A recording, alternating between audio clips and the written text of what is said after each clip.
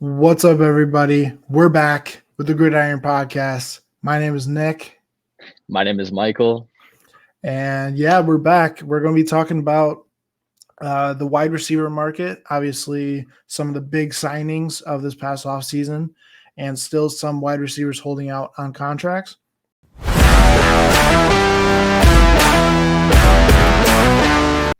So, I guess we could start with the person that kind of started it all with Michael Pittman for the Colts. And Yeah, so Michael Pittman signed a 3-year, I think $70 million contract in early March, which I was kind of interested in this one because honestly, as a fantasy football guy, Michael Pittman was a guy that I wanted as a receiver. He's putting up numbers. And so when he was a free agent, I was actually interested if they would keep him or if they would re-sign him and like what kind of deal is he really worth. So right. seeing him at a lower end, obviously we'll get into like the later details, but at 23 M's over 3 years, I mean, I think that's a pretty good contract for the Colts and Michael Pittman, considering his age right now. But I think he is in his prime. And yeah, so I think 23 M's is a pretty good number for Michael Pittman. Yeah, I can agree. I think especially he is kind of in like the mid-tier section of wide receivers in the NFL. He's not one of the better ones. He's not one of the worst ones, but he is pretty consistent when it comes down to numbers. So I do think with the Colts re-signing him for that amount, it shows that they have faith in Michael Pittman. And the Colts are one of those teams that aren't normally giving out bigger contracts. So Yeah, no, I totally agree there. Actually, but Michael Pittman was that guy to kind of set the tone, I guess, for the wide receiver market. I mean, I thought 23 M's wasn't crazy high, but I didn't think it was like too low. I thought it was like, as you said, he's consistent and he's worth the contract. yeah, However, for these other guys, such as, the Justin Jeffersons, the CeeDee Lambs, where would this put them now? So going into the next couple guys who signed was the Philadelphia Eagles. I mean, they threw some cash at their receivers. Devonta Smith and AJ Brown both re-signing with big contracts. Yeah, so we'll start with AJ Brown. AJ Brown signed a 3-year, $96 million deal. I think it's justified. Yeah, dude. This guy He's has been one of the top receivers over the past couple of years on a kind of up and down Philadelphia team. They started off really hot last year, kind of died down a little bit towards the end of the season, but I think AJ Brown he's one of those top guys. And absolutely. after Michael Pittman signed, I think just the contracts were going to go up and up. And they clearly did. Yeah. And the Eagles are definitely a team that is going to throw the bag at someone, especially our next guy, Devonta Smith, signed a 3-year, $75 million deal. So a little bit less than A.J. Brown, but still they have him for those 3 years. But yeah, I mean, as you said, they both signed for 3 years. I mean, they're right now, the Eagles are in like a win-all situation. So it's worth the bag for them, considering, Mm-hmm. AJ Brown's age. I know Devonta Smith will get up there soon, Jalen Hurts, but they're in a win-all situation now, especially with kind of rebuilding their defense with drafting 2 cornerbacks. I'm sure their defensive line is getting a little bit old, but yeah, they're both up there signing for like $32 million. I think AJ Brown is per year. Obviously, as a wide receiver one, as he's a top 5 player, like wide receiver easily, if not top 3. But it's hard to compare him to guys like Chase and Jefferson right now. But he's still very effective. I mean, he's an absolute unit. Yeah. Devonta Smith too. He as a wide receiver too. 3 years. I don't know how much is it per year. 30. For Devonta Smith, it is 25 mil a year. 25 mil a year, but he's still getting 75 M's. I mean, as a wide receiver too, and even though he can be like he's inconsistent at times, he might have a couple week stretch where he's not getting as many targets due to AJ Brown just going off. Or them just Um, running the ball. exactly. So keeping these guys, both of these guys, is huge for the Eagles. I mean, they both deserve their contracts. Devonta Smith would be a wide receiver one on majority of teams. Yeah. So, I mean, I think the Eagles definitely settled and gave some good contracts, which once again set the tone for other receivers in the market. Yeah. So next wide receiver is my boy, who was re-signed right around draft day in Detroit. That is Amon-Ra St. Brown, who signed a 4-year, $120 million deal. I think it is definitely well deserved. He was top 3 in receiving yards last year with a torn oblique. Now, if he didn't have that injury, could he have gone 2,000 yards? Maybe, maybe not. They did have Josh Reynolds, who was their number 2 wide receiver last year. But, I mean, St. Brown has been showing why he deserves this sort of contract. And again, like I said about the Colts, the Lions have been historically a team that doesn't pay a lot for their players, and they let people walk in free agency. But I think with this new front office with Brad Holmes, Dan Campbell, Sheila Ford Hamp, those guys like Chris Spielman, they're going to pay their players. I mean, obviously you had the Jared Goff extension, you had the Penei Sewell extension, and you have the Amon-Ra St. Brown extension. So Yeah, and also to add on to that, I think this really set the tone for like even though it's $120 million, which is obviously a lot of money to anybody, but over 4 years, you're still looking at $30 million per year. So when you look at someone like AJ Brown's contract, which is 3 years, I think it was like 96 million, which is 32 million per year, it's still less per year for Amon-Ra's contract, but you're still getting that one more year. So really, it's in my opinion, it's worth it to keep someone like that. 4 years, you're getting him all throughout his prime. Obviously, the Lions are another contending team trying to win, so they're trying to keep their players, give them the contracts they deserve. But yeah, I think the 4 years is huge because it's kind of a lengthy contract, but it's yeah, also a bigger contract. Like when you look at 120 M's, but really over 4 years, it's not detrimental to their cap space. yeah, I was just about to say it's definitely smarter for the Lions in terms of cap space.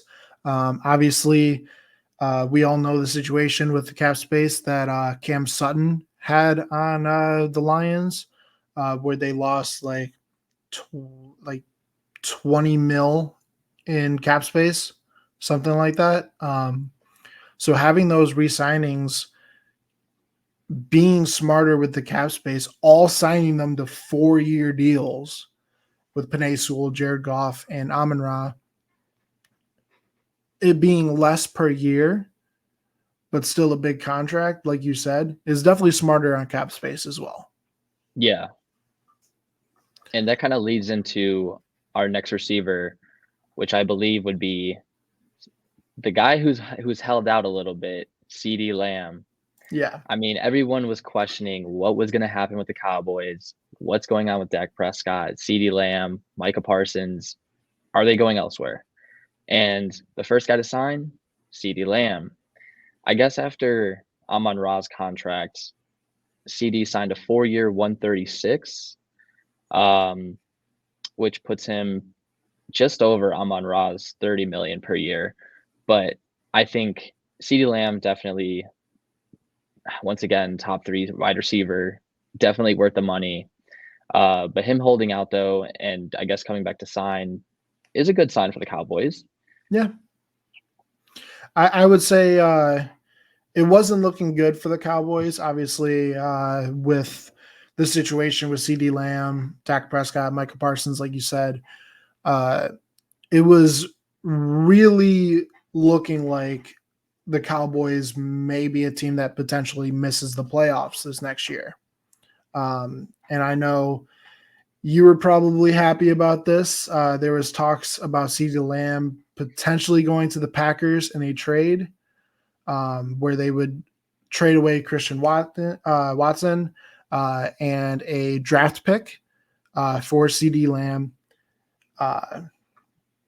But he signs a 4-year, $136 million deal after holding out. Who knows if he would have not gotten a trade and not got this extension, he would still be under contract with the Dallas Cowboys for a year with his previous contract. Would he have played? Right. So that's a question that will be answered in a parallel universe where he doesn't re-sign with the Cowboys. But with him holding out and then re-signing, I think it is a good look for the Cowboys and potentially also getting Dak Prescott and Micah Parsons re-signed. I think this is an interesting situation because what if the Cowboys don't re-sign Dak? Or what if they give him a 1-year deal, right, to rebuild? CeeDee wants to win. He wants to go to a winning team, but now he just locked himself into a 4-year deal. So this is kind of interesting. Yeah. I guess we'll see where his value goes in the future coming years. Yeah, so our next person, another person that was holding out, is Brandon Aiyuk. Now, he signs a 4-year, $120 million deal. It was looking kind of scary for the 49ers because you had talks about Brandon Aiyuk leaving. You had talks about Deebo Samuel wanting out.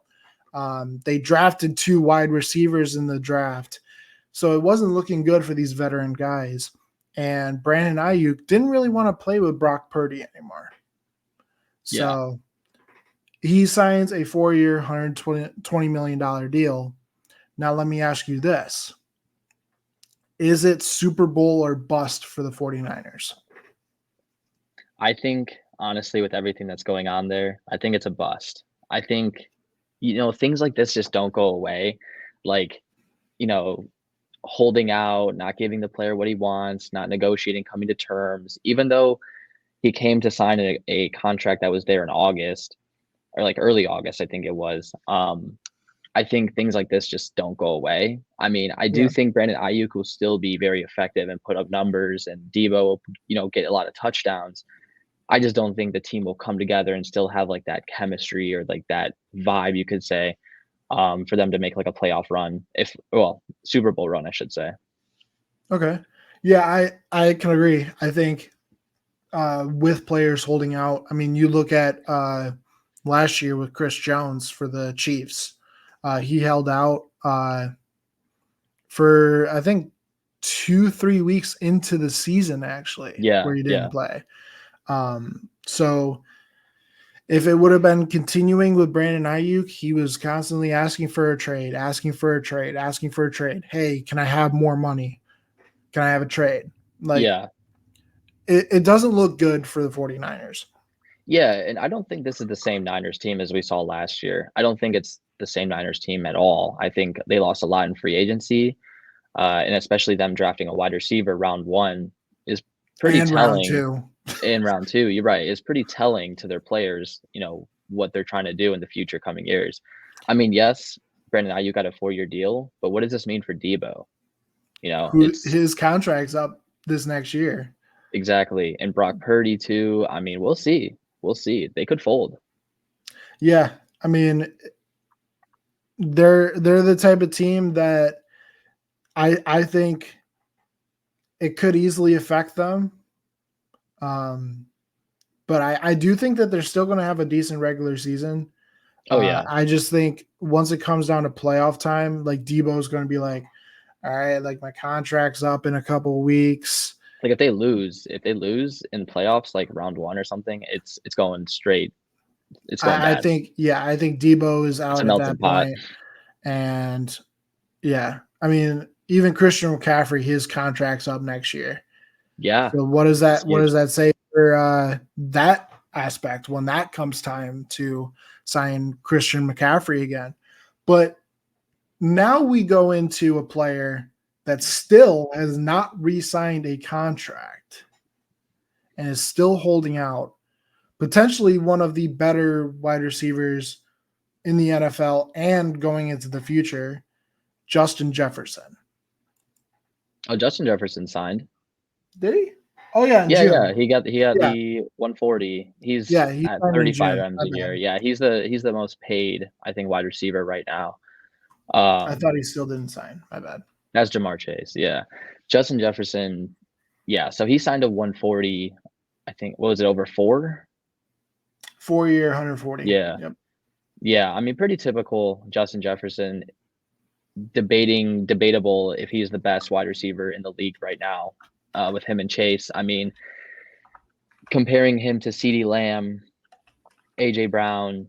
I mean, you can see where the wide receiver market's going. It's just going up and up and up. So, did we expect it? Yes, it was coming. Yeah, I mean, obviously, last year Minnesota. Have you seen the documentary Receiver on I have not. Netflix? No, I gotta watch it. So I'll give a little spoiler. He was very frustrated with the Viking situation. Obviously, Kirk Cousins goes down with an injury. You have Nick Mullins. You have like 4 different quarterbacks play for the Jared Vikings. Hall. Yeah. Yeah. So, and then obviously you go into Nick Mullins throwing 8 interceptions against the Lions over 2 games. 4 of them were targets to Justin Jefferson, just underthrown, overthrown. He was very frustrated. So I was thinking he's not going to resign. This entire time I thought he's going to go to a different team, a team that can actually make a run for the playoffs. Yeah. Because the Vikings, they were there 2 years ago, right? Winners of the NFC North. Now I think they're in a rebuilding phase. They drafted J.J. McCarthy. He's out for the season. So I think the Vikings are in an interesting situation. I don't think it's the same type of situation as the 49ers, where they have these big players coming up with contracts. I think it's a situation of you need to keep these players and you just need to keep building around them to potentially being a winning program in the next 2-3 years, maybe 5 years. This was kind of surprising too, because the Vikings are a team that usually lets their players go. I mean, they don't really re-sign big contracts. So this was one of the first ones, that I'm like, wow, they finally did something good, I guess, for their organization. I mean, they care a little bit. Justin Jefferson, I mean, can't just let him walk, right? Because I'm sure he'll come back and beat you. But yeah, no, it was a good signing for the Vikings. But as you said, it's the quarterback situation there. It's not great. I mean, the situation right now is, I guess we'll see in the next coming years, because they're in a really interesting spot. Yeah, they're starting Sam Darnold week 1. I never Sam thought I Darnold, would Justin say the Jefferson. day where I say the Vikings are starting Sam Darnold. Yeah. But now kind of going into what I mistakenly thought was a signing versus a non-signing is Jamar Chase. Now, Jamar Chase wants a record-setting contract. Dude, A contract that has never been signed ever. He wants 45 mil more a year than Justin Jefferson. So we're talking $80 million per year. Yes. Sorry, bro. That's not happening. That's not happening. That's insane. I think with the Bengals specifically, let's talk about that situation for a little bit. You have Joe Burrow, who was coming off an injury. Still injury prone. Yeah. Yeah. He's been technically injured for the past 3 years. Let's face the facts. Yeah. And then you have Jamar Chase asking for a record-setting contract. Where does that leave the Bengals in the next 2 years? I mean, a receiver can't play defense. That's all I'm saying. Yeah. I mean, this is what I don't understand. This is why, like, the same thing with baseball and like Shohei Ohtani, right? Yeah, he's getting 700 M's, but it's like he's injured. He can't pitch now. I mean, Yeah, yeah, his bat is great, but it's like he can't pitch, and that's what you're paying the guy to do. So it's like if Jamar Chase goes down, you're paying him $80 million to sit on the bench, to go to PT. Like, what? It makes no right. sense. I mean, it there's talks about them potentially getting a deal done this week. I'm Um, sure but what it's that will look like with because Jamar Chase is a type of player that deserves to be on a winning program, right? He is one of those top receivers when healthy. Let's put that asterisk on there. When yeah. healthy, uh, is he better than some of these players in CeeDee Lamb, Brandon Aiyuk, uh, Devonta Smith, AJ Brown, and Amon-Ra? In some aspects, yes. Some aspects, no. I mean, him and like Justin Jefferson are on like a whole nother tier compared to like AJ Brown and Devonta Smith. I mean, it's Yeah, just, but as a team, the reason why like AJ Brown and Devonta Smith are still getting those contracts is because of the team aspect. They're a full team. The right. Bengals don't have a full team. I mean, you can't put your eggs in one basket. You know what I mean? Yeah, I mean, you talk about like a wide receiver can't play defense. You look at the Bengals defense. They just They lost DJ Reader, who was their lead tackler for the past 4 years. They lose, I know they lost a uh, cornerback.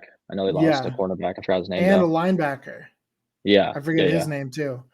But they're losing these key parts to their defense, and you're talking about potentially paying $80 million a year to Jamar Chase, who is another injury prone player, while on top of that, having the highest paid quarterback in the NFL in Joe Burrow. So my question to you is, realistically, do we think it's over or under 40 M's? For Jamar Yeah. per year, Yes. I think a little over. I'm gonna go under. I'm gonna say Justin Jefferson's 35 right now. I think this is gonna be like another 4-year deal. It'll be like 38 like $1 million per year. I'm thinking like maybe 42. Yeah. If it's 40, it's gonna be 42. But even the wide receiver market hitting 40 M's per year is insane. You know, like Tua's contract is 52 million per year. That's only Yeah. $12 million short of to a quarterback's deal right now, I which is mean, insane. you look at quarterback contracts like Jordan Love just signed. You have Jared Goff. These guys are making $55 million a year. Right. So it's like, These receivers are catching up. yeah. And what does that say for the salary cap? The Right. salary cap, yes, has been going up slightly per year, but you look at football versus baseball. You made the comparison. Baseball doesn't have a salary cap. Yeah. So you can have these god squads Dodgers. like the Yankees, the Dodgers, who are paying players like $70 million a year, $80 million a year. When you have football, realistically, you only have $260 million a year at your fingertips, giving a number that's probably not correct. But you have a salary cap. What does that say for the wide receiver market going up? Does that say maybe a tight end market goes down, offensive lineman market goes down, Yeah. defense market goes down? What does that say for other uh, position markets? Yeah, no, that's actually I was looking at the NFL salary cap. It's actually 255, so you're not too far off. Yeah, I Um, said like 256 or 260. yeah. No, that actually brings up a really good point because as you said, like what does this mean for other areas other positions, which obviously the running back market right now has gone down like crazy. They're not Yeah. getting paid that much. Um, It's probably going to be going up here soon, to be fair. Potentially. I mean, to be honest though, there isn't really that many running backs that I'm like, well, they deserve like 20 M's a year. It's Jameer Gibbs. but I mean, like a lot of these offenses now, you got mobile quarterbacks. You just want fast receivers, which is where the trend's going, like young, athletic. Yeah. So I think it'll be really interesting in the future years where these other contracts, what they turn out to be, like these quarterbacks or even receivers. But yeah, Now, off of the wide receiver market, we are going to preview the game that is happening this Thursday, the NFL opener. I'm excited. Mike, are you excited I'm super pumped, dude. to finally start the NFL season again? We've been Let's go. missing it for months, but Hey, it is a rematch of the AFC title game. The Ravens versus the Chiefs. Now let's talk about what is probably the most dangerous read option game in the NFL right now with the Baltimore Ravens. You have quarterback Lamar Jackson and you have running back Derrick Henry. whew, man, that new addition. I mean, that'll be interesting though, because as we all know, Lamar, mobile quarterback, how much will they actually run the ball like that to Derrick Henry? I wonder, like, where they will use him and how they will use him. But I'm more so looking at Zay Flowers. The reason Yeah. why, because Zay Flowers, I had him on my fantasy team, didn't really think much of him, but then he started to like really get targets and receptions and touchdowns. So I'm looking for him as a year two guy to really step up. And because Rashad Bateman, I mean, he was supposed to be that guy. Yeah. Realistically, he hasn't been that guy. And I think Zay Flowers is a very interesting candidate for the Ravens to really like be like that wide receiver one.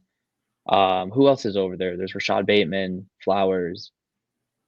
You have, on defense, you have Roquan Smith. Um, they, uh, No, they lost Patrick Queen. yeah, they lost Patrick Queen. But this game, the Ravens Chiefs, I don't think it'll be like an offensive shootout. I think it'll be a defensive game because I think the Ravens, they do have a solid defense. The Yeah. Chiefs, even though they lost L'Jarius Sneed, I think they still have a contending defense, which will hold them. And obviously, you have Patrick Mahomes on offense, so that guy will give you touchdowns out of nowhere. But yeah, I think this will be a defensive game, kind of low scoring, maybe 40 total between the two. I think it'll be a really good game, though. I'm super pumped for it. Yeah, I think with the Chiefs, they add Hollywood Brown, get rid of Kadarius Toney, which that guy was a bust and a half. Yeah, awful. I think, like you said, it's probably going to be like whoever can get that big stop on defense is going to win this game. I think Yeah. it's going to be like I think it's maybe within a field goal type score, maybe like a 24-20. But I think it just depends on whoever gets that first stop because Ravens, they have a good defense. They had one of the top defenses in the league last year. Chiefs, decent defense. Obviously, like you said, they lose L'Jarius Sneed, but I do think they still have Trent McDuffie. They still have players like that. You still have playmakers on that defense. Oh yeah. And then obviously offense, you have Mark Andrews. We forgot about him. He's on the Ravens still. You have obviously Mahomes on the other side and Kelsey. But I think going to the point of how will the Ravens use Derrick Henry?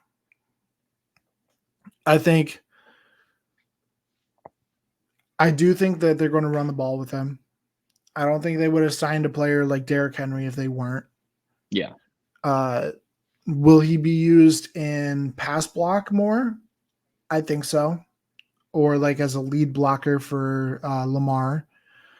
I do think they're going to use a lot of read option, though. I think just having that pairing back there in Lamar Jackson and Derrick Henry, they're going to use the read option a lot. So is he going to be the type of running back that you see out of a person like Josh Jacobs or a Aaron Jones, that sort of thing on a team like the Ravens? I think so. I think they're going to use a lot of him.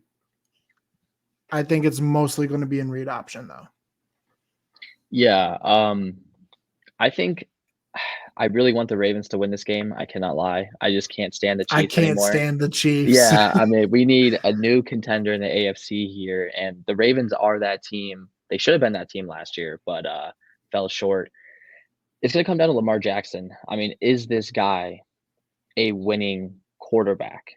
Will he get you over that hump in the playoffs? Will he get you over that hump in these big leverage games? And this game will be very good because it'll come down to situation play. I mean, Yeah. where's a team better than each other in the margins? I mean, getting the third down stops, turnovers. It's all going to come down to crucial moments like that, which I'm super pumped for. This game will be very good, though. I'm super pumped for Thursday night. Yeah, I think going to the point of we need another AFC contender. I think this is the year that the Ravens need to do it, because obviously you have the Bills who have been a contender in the AFC, obviously not winning the AFC. But I think the Ravens need to do it this year. I think it has to be this year. It can't be next year. It has to be this year if you want to have a shot of Lamar Jackson being known as a top quarterback for the Ravens. Because right now, Joe Flacco still has him in terms of being a better quarterback for the Ravens. Obviously, going to that Super Bowl is probably the thing that distinguishes them apart. But I think it has to be this year because obviously the Bills lose Stephon Diggs. The Bills are now kind of in a rebuilding phase. And I think it has to be the Ravens this year. I mean, in the AFC, you also have teams like the Texans that are coming up. I would say the whole entire Dolphins, the Jets, maybe depending on that situation. Yeah, I mean, even the Bills are. I mean, I wouldn't count them out necessarily. However, it is a very competitive AFC, and the Ravens would be the time to do it. But you know what, Nick? I do want to talk about the guy that we haven't talked about on the Chiefs, and that is their draft pick, Xavier Worthy, man. I'm super Yeah. pumped to see this guy run. I mean, even though the Chiefs got him, it's like, you got to be kidding me. This guy, I mean, the fastest dude. I don't know. Is he faster than Tyreek? I think he has slightly a faster 40 time. I mean, this dude, I'm actually excited to see how he plays as a rookie. Will he come out with confidence? Will Patrick Mahomes give him the ball? Because this Ravens defense is not something that, he can't run all over the place because, it's a good defense with Nate Wiggins they just drafted. So, yeah, it'll be very interesting to see how these rookies match up and how the defenses play. I'm super pumped for that. Yeah, I think you look at him coming into this year, I think he is going to perform well as a rookie. But in terms of getting those touches and making sure the ball hits him in stride, because if he has to turn around, I think that is his weakness, if he has to kind of stop. But I think he is a good draft pick, obviously, probably the fastest player in the NFL right now. Will it be a type of situation where he is getting the ball a lot in motion? Yeah. I think so. Yeah. I think they might use a lot of motion plays, do an end around type thing, or a jet sweep is what they call it in the NFL. But I think it needs to be a type of situation where they utilize him to spread the field vertically instead of horizontally. Absolutely. It has to be Jameson Williams type thing where you have, for the Lions, for example, You have Amon-Ra doing like those slant routes going towards the middle with Laporta, and you have Jameson running down the field like a go route. It needs to be that sort of situation where Worthy is spreading the field vertically instead of horizontally. You need to have him going deep instead of going into the middle. Great point there. I was just about to say the Chiefs offense last season was mainly throwing the ball behind the line of scrimmage, which is crazy. I mean, Patrick Mahomes, I can't remember the number on the top of my head, but a good majority of his passing yards came from a little screenplay or a little like throw behind the line of scrimmage, and it was just like a run, screenplay pretty much. It'll be interesting to see how this offense has changed and what they will change this season. If he will throw more than 20 yards, we'll see. Yeah, I think it needs to be that sort of situation. I think obviously Xavier Worthy can probably catch the ball behind the line of scrimmage and get 15, 20 yards. I think he is that type of player. But to beat defenses, you need to have that high-low option, right? You need to have that option where you're throwing it 25 yards down the field versus 15, right? So he needs to spread that field vertically instead of horizontally, like I said, because you have a player like Travis Kelce and even Hollywood Brown who can be that middle type of catcher, probably running the high-low in that aspect, and then just having Xavier Worthy 25 yards down the field already before Patrick Mahomes can even think of an option. So I think it needs to be that sort of situation for the Chiefs. Yeah, and one last topic, very quick thing about the Chiefs. I think I'm interested to see how Travis Kelce performs. Obviously, the Mahomes-Kelce show, that's all we get, right? But, it's coming down to his time. I mean, will he retire? Will he not? Yeah. I think he signed for like another 2 years, right? Was it 1 year or 2 think years? so. I can't remember. I think it was a 2-year deal. But I mean, I'm interested to see how he will perform, like in terms of his capability. 4-year. Wow, 4-year, 57,250. I thought he signed for like 1 or 2 years. I thought that was never mind then. I guess he's there for another 4. That in 2020. He signed that in 2020. So he has one more year. Yeah, okay. So he's basically this is like the final dance, like the last dance, I think, for him. Unless even if they win, I think he still retires. I mean, the guy's done it all. I mean, but I think it's it'll be an interesting game for him and Mahomes, because if, let's say, Xavier Worthy drops a ball, will Mahomes just turn to Kelce and try to make it the Mahomes-Kelce show? I don't know. I think Kelce, I don't like wish this upon him, but I think he'll have like a down year compared to like his last year or so because of just age. Teams are getting better. I mean, it's pretty hard to like continue being a top athlete, Right. And like he's 34 years old. He's definitely up there in terms of an NFL player. Now, do we think there's new stories coming out of him and Taylor Swift not getting along? That was a huge story in the NFL last year. All right. Where is Taylor Swift? You know what, Nick? I'll entertain the idea right now. Taylor Swift, does she play an impact? I don't know, man. I really don't, because I can't even watch the football games anymore because I got Taylor Swift on my screen every 2 seconds. He makes a catch. It's crazy. Yeah, I mean, I don't think it plays a factor, but I thought I would just throw that in there because just poke fun. Yeah. Yeah, because even like I went to a Michigan State game this past weekend, right? And they were playing Taylor Swift songs, right? Oh man. I was like, what, are we at a Chiefs game? Like, dude, those people who like actually think Taylor Swift plays an impact, just facepalm, dude.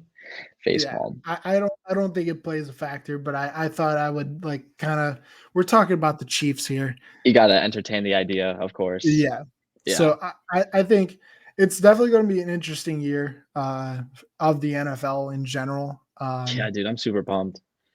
I definitely know like Mike and I are going to be covering a lot of it, potentially live streams depending on schedules for games, uh, potentially Packers versus Lions live stream. Me being a Lions fan, Mike being a Packers fan.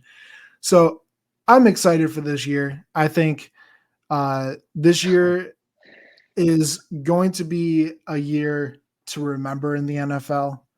I think definitely last year was a year to remember for Lions fans specifically, but I think this year is going to be a year to remember for the entire NFL. Yeah, no, it's super exciting. I mean, all the young talent coming into the NFL, all the teams that have made key additions in free agency.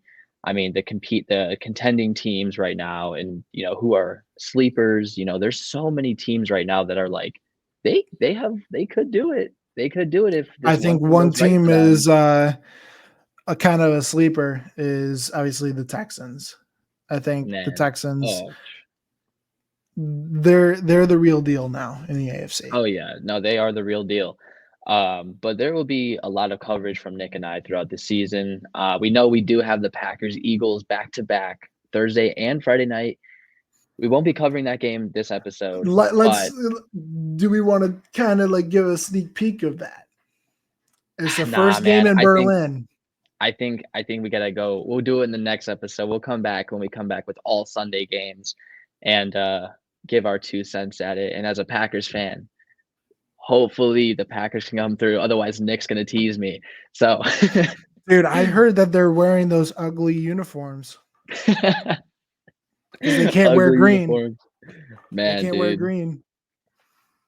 I don't know what they're wearing, but It's those brown uniforms with the yellow helmets.